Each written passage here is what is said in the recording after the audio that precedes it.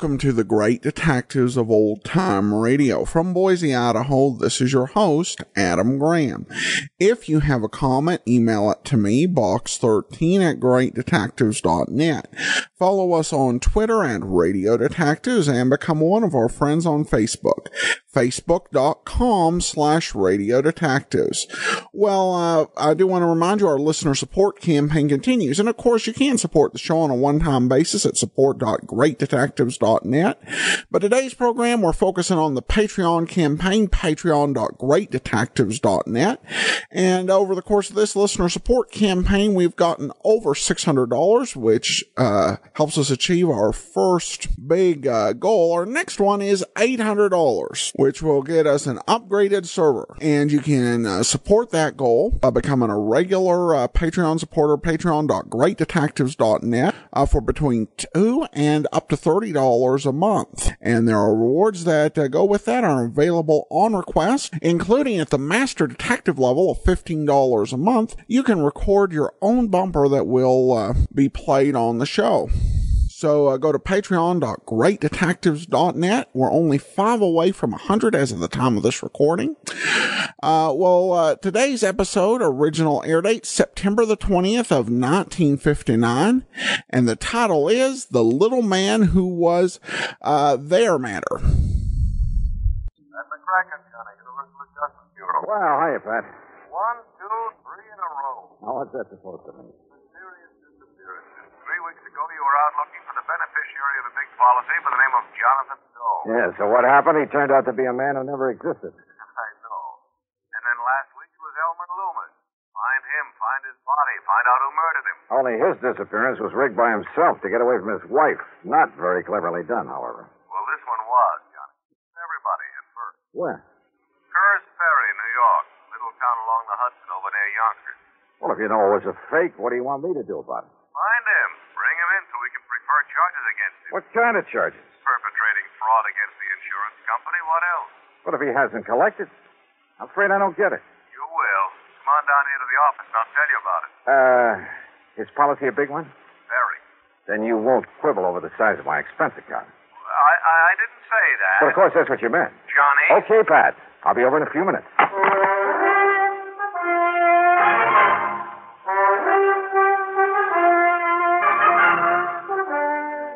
And now, Act One of yours truly, Johnny Dollar.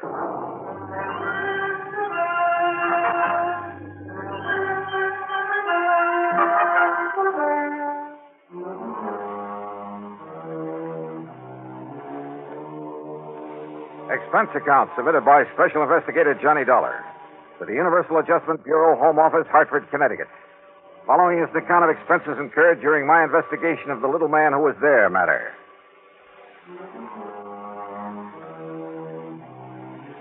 3 mysterious disappearances in a row. I almost wish somebody'd set a fire, rob a bank for a change. But expense account item 1, $1.20 for a cab to the office of Universal Adjustment Bureau. As usual, Pat McCracken got straight to the point. Plain as day, Johnny. Howard L. Edwards insured his life for $50,000, double indemnity. So? Beneficiary, his wife, Mary Louise. In other words, if he was accidentally killed, his wife would collect a cool $100,000. But he wasn't. He wasn't. You sure? Oh, the police down there in Curtis Ferry thought otherwise at first. You know, when they discovered the way his car had toppled over into the Hudson River just above Sound. Is that the way he staged it? Uh-huh. But when they found out that Edwards and his wife were stony broke and had been for months, that if it wasn't for the finance company, they'd have starved by now. Well, that's what wised them up. But, Pat, if they haven't found him or his body... Him, Johnny, him. According to the police, his wife finally broke down and confessed that they had planned a disappearing act for quite some time. Ah. Oh, sure. They figured when his car was found, they'd think his body had washed down the Hudson through the Narrows into the ocean, and the company would pay off. Yeah, I see. Then once she got the money, well, pack up and leave and meet him wherever it was they'd planned to meet. Would the company have paid off without a body, without absolute proof of death? That might depend on the court, on how smart a lawyer she got hold of. But what if they did have to wait for 7 years for the statute of limitations to run out? Yeah, I see what you mean. Oh, this kind of fraud has been tried before, Johnny. Sometimes, I'm afraid, probably, it's been got away with. So, with $100,000 in So, if I find him, I get that nice fat fee we were talking about. That's right. That's exactly. No. Look, and you take it easy with that freewheeling expense account, will you, for once? What, Pat? I never do. Well, you find him for us, huh, Johnny? Just bring him in so we can throw the book at him. Okay. Give me his address, whom to contact in Curtis Ferry, and I'll see what I can do. Expense account item 2, $4.85 for a tank full of gas. I decided to use my own car, not to save money for the company, but to save time for myself. My first contact down in Curtis Ferry was Police Sergeant Ben Ringler, who'd been in charge of the case right from the beginning. Headquarters was the back room of a small brick building that served as City Hall. All right. You know how the highway skirts the edge of the river just about town? Well, it was rainy and wet that night. He missed the curb, skidded over the edge, and rolled down into the river. At least that's what he tried to make it look like. You mean he deliberately ran that car into the river? Sure he did. There wasn't a sign of a skid mark. Sergeant, how long after it happened did you find the car? Wife said he'd left home after dinner the night before. But after midnight, she called us. Said to please go out and look for him. Like we got nothing to do but go out and look for some guy who was away from home a couple of hours. And you found the car? I'm telling you. Some kid who was fishing down there seen the wheels of the car sticking out of the water early the next morning after the rain. Uh-huh. In other words, it's possible that if there had been skid marks, the rain might have obliterated them. Oh, stop kidding yourself. Him and his wife were so broke they... What did Howard Edwards do for a living? Called himself an inventor. And listen, him and his wife even already had the house up for sale. So? Well, don't you see? As soon as she collected the insurance money, she could leave town and nobody think nothing of it. Mrs. Edwards admit all this to you? Oh, are you kidding? Well? Of course not. But when she let slip about their planning a disappearance, well, Dollar, no matter how you look at it, 2 and 2 makes 4. So don't worry, she'll admit it before I'm through with her. I've cracked harder nuts than her in my time. Maybe I'd better see and talk to her. Sure, go ahead. Make her break down and tell you where he's gone. If you can. Now, just what do you mean by that? You young kids think you're pretty smart. But, mister, you just try to get anything out of her. Oh, I can try. Yeah? Good luck, Dollar. You're going to need it.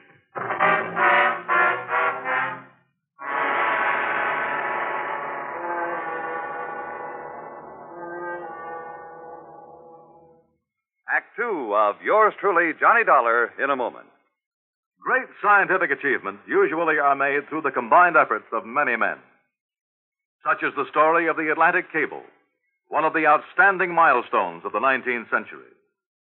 But today the name of one man remains to remind us of that venture. The organizer and director, Cyrus W. Field, a retired paper merchant who risked his fortune, sanity, and integrity in an awesome adventure that lasted 12 long years. Field first was approached in regard to a short underwater cable to Newfoundland in 1854. After a huge investment of both money and energy, the cable was completed the following summer. Field then went to England to tackle the much larger problem of laying the Atlantic cable. Many futile attempts were made. Cable was broken. Splices were made. Cable was lost. Tempers flew, and ship captains resigned in disgust. Still, Field wouldn't give up. Finally, on August 8, 1858, it appeared that the project had been successfully completed. Cyrus Field went ashore and walked 15 miles to the nearest telegraph station. There he wired his wife, the Associated Press, and President Buchanan. He informed the president that Queen Victoria would telegraph her congratulations over the new cable. But before the Queen's message was completed, the line went dead. The much-hailed project was again a failure. Faulty insulation was blamed. In 1865, the largest steamboat afloat, the Great Eastern, made another attempt. Just 660 miles from Newfoundland, the cable parted. Inadequate hoisting tackle prevented its recovery. Field broke down and wept like a child. And yet, the very next year, he sailed with the Great Eastern for one more try. This time, every failure had been studied, every provision made. On July 27th, 1866, Cyrus Field landed at Heart's Content After personally cabling the unbelievable news, he immediately boarded the Great Eastern, retrieved the broken cable of the year before, spliced it, and laid the second Atlantic cable. Cyrus W. Field, another American whose driving energy insisted that somehow there must be a way. Let's find it. And now, Act Two of yours truly, Johnny Dollar, and the Little Man Who Was There matter.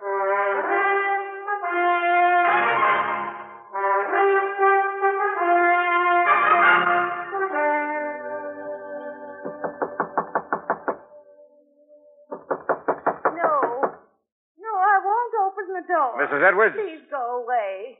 Please leave me I want to alone. talk to you, Mrs. Edwards, about your husband. Why don't you, policeman, leave me I'm alone? not the police, ma'am. Oh, yes, you are. You're trying to fool me again, like the man who came yesterday. Like the one who kept calling me on the telephone all My name night. is Johnny Dollar from the insurance company.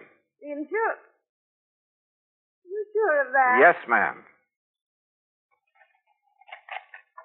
Now, if you put your foot in the door like that Peter Barskin yesterday... No. Here. Here are my credentials, Mrs. Edwards. Johnny Dollar, insurance... Oh, please come in, Mr. Dollar. I'm so glad you've come. Maybe you can help to find Howard. I just can't believe he's dead. Well, that seems to agree with the police theory, Mrs. Edwards. Oh, the police. They've been terrible. They've been trying to drive me out of my mind, make me see a lot of things that aren't so. Day and night, they've been driving me crazy. Then Ringler and that no-good son-in-law, he had them put on the force, coming here, questioning me, calling on the phone in the middle of the night. Well, it's terrible. And if losing Howard wasn't enough, You've been pretty much broken up over his death or disappearance, whichever it is. Well? No, Mr. Dollar. Please, sit down, sir. Thanks. The past few years, Howard has been so occupied with his invention. What kind of invention? A machine. Device of some kind for molding plastics. I'm afraid I don't know much about it. He wouldn't tell me. Kept to himself all the time. Well, he must It have was at like least... an obsession with him. He was so wrapped up in it that I'm afraid I haven't been much more than a housekeeper for him these past few years. What have you been living on, Mrs. Edwards? And the money I had ran out. We had to borrow, but now that's all gone. You have your home up for sale. I noticed the sign out front. It's all that we have left. Unless, of course, you could collect the insurance on your husband. Yes, the insurance. Then I wouldn't have to worry anymore. It'd make up for all the years of struggling along on almost nothing and skimping and... Now, wait a minute, Mrs. Edwards. Yes? You sound as though you'd like to have your husband proven dead. At least it would provide a decent living for me after all this... No. Oh, no. That sounds terrible, doesn't it? Yeah, it sure does. I didn't mean that I wish him dead. I only meant that... Well, if he is... When I first got here, you said you hoped I could find him. Yes. Yes, Mr. Dollar. Sure. So that you and he could continue this sad life of poverty and not really getting along together? No, don't you see? We'd have money. Oh? Because of his invention. He'd finally found someone who would buy it for a lot of money and a lot of royalty when it's used. But now even that is gone. Gone? What do you mean gone? All the plans and drawings. He took them with him that night. And just where was he taking them? To the man, the company, whatever it was he was selling it to. At least I think he was. In the middle of the night? Now they're all gone, somewhere in the Hudson River. You told the police about this? Yes, I told Ben Ringler. He found no sign of them in the car? No. And that son-in-law, that Peter Barskin, he said I was lying about those papers. All right, Mrs. Edwards, listen to me. Yes. Considering the relationship of you and your husband, wouldn't it be logical for him to leave you, sell his invention for whatever he could get, and live happily on the money all by himself? And just leave me with nothing? Yeah. No, in spite of... Oh, no, Mr. Dollar, he wouldn't do that. I didn't say leave you with nothing. All he had to do was make it look as though he'd been killed. Make it look? That's right, in a car accident. Oh, no. Well, that's the way you planned it, isn't it? Then you'd both be taken care of, free of each other and with plenty of money. No, Mr. Dollar. Didn't you admit to the police that you two planned his disappearance? Oh, no. I told him, Ben Ringler and that son-in-law. Told him what? That before Howard knew his invention would work, that he could sell it, Howard did talk of going away so he could work on it undisturbed without me under his feet. That's all I said. Ben told your insurance company. Ben made it sound like... Oh, don't you believe me, Mr. Dollar? I'll see you later. Item 3, $1 even for a bite to eat at the local lunch wagon. Then I went back to headquarters where I found not only Sergeant Ben Ringler, but his son-in-law, Patrolman Peter Barskin. I found him very busy playing checkers. Come on, Pete. Crown me. Yeah, Pop. There you are. And now you can give up. Like Dollar is on this case of his. I'll set him up again. Didn't get a thing out of Mr. Edwards, did you? Maybe I did. Just like I told you would. Huh? You mean you did get something out of $1? Where's the chief of this police department? Been away a couple of weeks. I'm in charge. Well, if he had any sense of duty, he'd be back here. Hey, what do you mean by that? Pete, I mean that you and your father-in-law have considered only 2 possibilities. Have we? The first was accidental death. Now, listen, I told you. Yeah, you told me. You eliminated that. Sure did. The other was deliberate disappearance. And that's what it was. But there's another, Ben. The one I'm going to work on. Yeah, what's that? Sonny? Murder. What? That's right. Murder. Act 3 of yours truly, Johnny Dollar, in a moment. Our Constitution is a flexible document. It has changed with the changing years to meet changed conditions. An example is the way in which we elect our United States senators. When the Constitution was ratified, and for 125 years thereafter, the people could not elect their own senators. Instead, the senators were chosen by the state legislatures. The Founding Fathers believed in democracy, but they did not want their new republic to be wrecked by irresponsible mob rule. Democracy was a new form of government. Most of the voters had little knowledge and less experience in governing themselves. And so the Constitution provided that while the people could elect their representatives to Congress, they could not elect their senators directly. A century and a quarter of experience in self-government made such a safeguard against mob rule obsolete. And by 1912, the people were ready to demand the right to elect their senators by popular vote. They received this right in the 17th Amendment to our Constitution.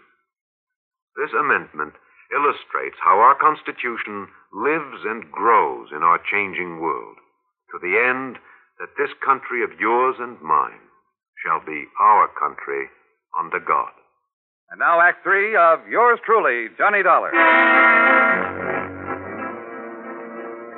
I learned from Sergeant Ringler and his smarty-pants son-in-law that Mr. Edwards' car had been left untouched where they'd hauled it out of the river north of Kerr's Ferry. It was late in the afternoon, but item 4, there in police headquarters, 30 cents for a phone call to another headquarters, the 18th Precinct down in New York.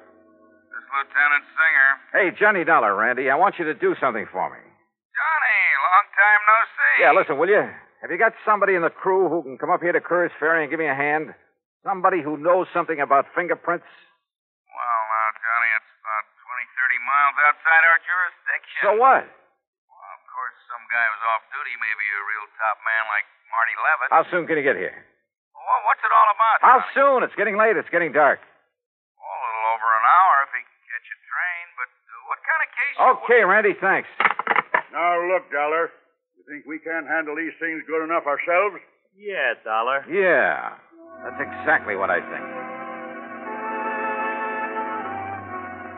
It was dark by the time Marty Levitt arrived, but he had a flashlight in his kit, and I brought along my own.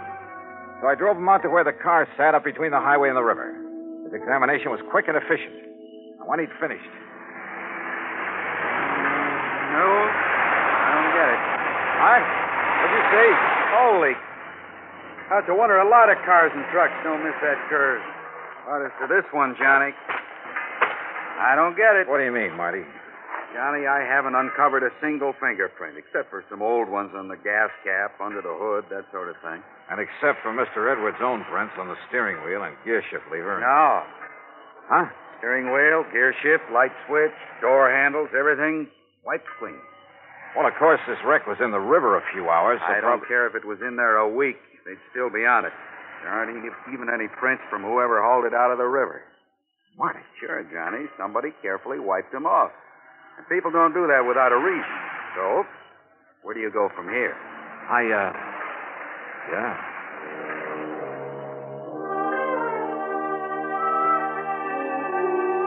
I drove Marty into his train for New York. Then, purely on a hunch, drove over to the Edwards house. Every light in the place was on, and through the windows I could see Mrs. Edwards apparently aimlessly but frantically rushing from one room to another, then back again. Dear. Oh, dear, this is awful. This is terrible. Mrs. Edwards, this is Johnny Dollar. Oh, Mr. Dollar, thank heaven. Oh, Mr. Dollar, look.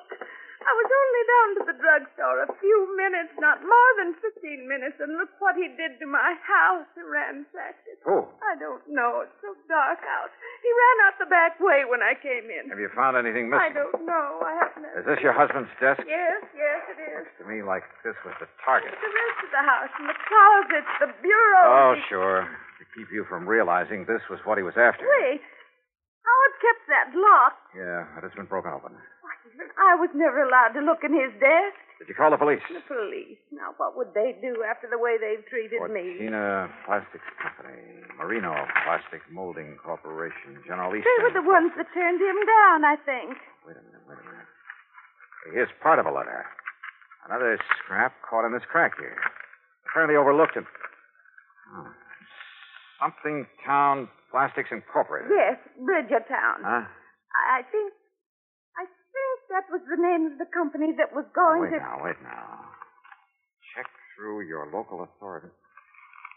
Agreed to represent us these negotiations. They are incurs. So suggest you contact Mr.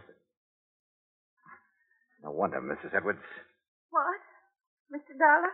The man your husband went to meet that night to make the deal on his invention. What? Recommended by some of the local authorities, huh? I don't Oh, understand. believe me, he's hanged himself by overlooking these scraps of paper. Who, Mr. Dollar, who? When he realized how much the invention was worth, instead of negotiating with your husband, he decided to kill him. Yeah, ran his car into the river with him in it. And you know who he is? You'll never tell, Dollar. Peter Barskin. You or anybody else. See what I mean? You know something, Pete? This isn't gunsmoke. What? But if you think you can outdraw me, Pete! Oh!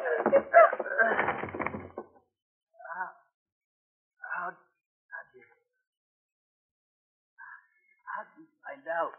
Matter of fact, Pete, I didn't know it was you until you came in here waving this gun. Johnny Dollar, as acting chief of police for the town of Kerr's Ferry, I arrest you for the... Oh, put that thing down, Ben, or do you want some of the same? No, Dollar. Toss it over. On the floor. Okay. And I not only suspect that Kerr's Ferry is going to have a new police force, but who knows? You and Pete might even share the same electric chair. Sure, it's up to the courts. But when the state police came in and found the papers on the invention hidden away in Pete's house, oh, that invention, by the way, now belongs to Mrs. Edwards. To say nothing of the insurance money, $50,000. So, Pat, I'll let you off the hook real easy. Expense account total, including some more gas for my car to get me back to Hartford, $12.34. Yours truly, Johnny Dollar.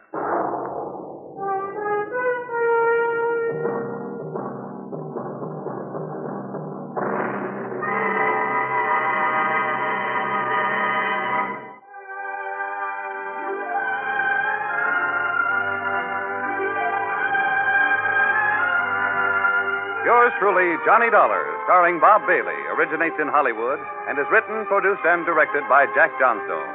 Heard in our cast were Virginia Gregg, Larry Dobkin, Ralph Moody, Gil Stratton, Herb Vigran, and Vic Ferris.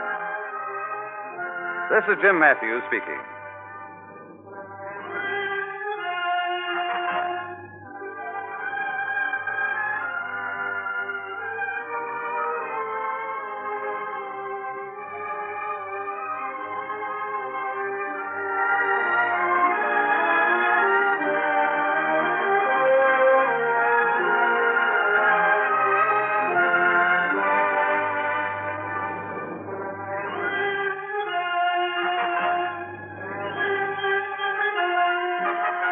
Johnny Dollar has come to you through the worldwide facilities of the United States Armed Forces Radio and Television Service.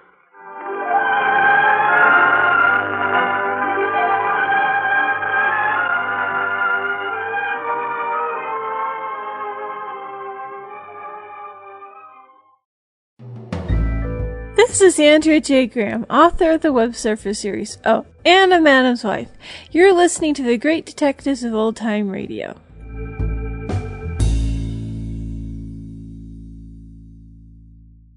Welcome back. Well, it's kind of interesting that essentially they've went ahead and they strung 3 of the last 4 stories into a bit of an odd missing persons case trilogy. This episode was by far the more interesting one just because it went so much against time.